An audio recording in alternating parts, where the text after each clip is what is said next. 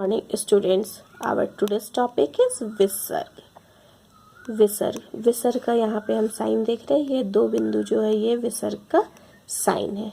यह संस्कृत भाषा की देन है। यह किसकी देन है? संस्कृत भाषा, यानी ये जो विसर्ग का साइन है ये संस्कृत भाषा की देन है।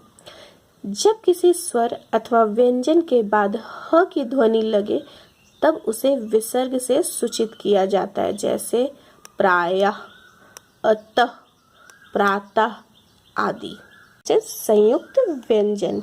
हिंदी वर्णमाला में व्यंजनों के नीचे छ, त्र, ज्ञ, श्र लिखा होता है। ये सभी हैं तो व्यंजन पर ये संयुक्त व्यंजन है। इनके रूप को भली भांति समझने के लिए इन उदाहरणों को हम ध्यान से देखते हैं। क में हलंत, श, अ, यानी ये क और श मिलके बना है छ। त और र मिलके बना है त्र। ज और न बनके मिला है ज्ञ। श, र मिलके बना है श्र। ये इन ध्वनियों का संयुक्त रूप है, जैसे श्रम, परिश्रम, श्रीमान आदि। संयुक्त व्यंजनों में दो असमान व्यंजन मिलते हैं। असमान व्यंजन मतलब दो अलग अलग व्यंजन मिलते हैं। द्वित्व व्यंजन। जब कभी समान व्यंजन या भिन्न भिन्न व्यंजन पास पास आकर एक दूसरे से मिलते हैं तो वे द्वित्व व्यंजन कहलाते हैं, जैसे व्य, क्य, च, ध्य। यहाँ पे हम देख रहे हैं ये व और ये दोनों असमान व्यंजन यानी दोनों अलग अलग है, लेकिन जब इसका हम लोग प्रयोग करते हैं तो इसका आगे का जो होता है वो आधा होता है और पीछे वाला पूरा होता है। यहाँ भी देख सकते हैं क, च, ध्य, य। इसके उदाहरण हैं पक्का, कच्चा, पत्ता, चक्कर आदि। Next is बलाघात। बलाघात किसे कहते हैं? शब्द का उच्चारण करते समय अक्षर विशेष पर तथा वाक्य बोलते समय शब्द विशेष पर जो बल पड़ता है, बल यानी जोर पड़ता है, उसे बलाघात कहते हैं। बलाघात के प्रकार, यानी बलाघात के कितने प्रकार है? बलाघात के दो प्रकार है, शब्द बलाघात तथा वाक्य बलाघात। सबसे पहले हम शब्द बलाघात के बारे में पढ़ते हैं। प्रत्येक शब्द का उच्चारण करते समय किसी एक अक्षर पर अधिक बल दिया जाता है, जैसे मिटा। मिटा में ट पे अधिक बल दिया जा रहा है। हिंदी भाषा में किसी भी अक्षर पर यदि बल दिया जाए तो इससे अर्थभेद नहीं होता, बल्कि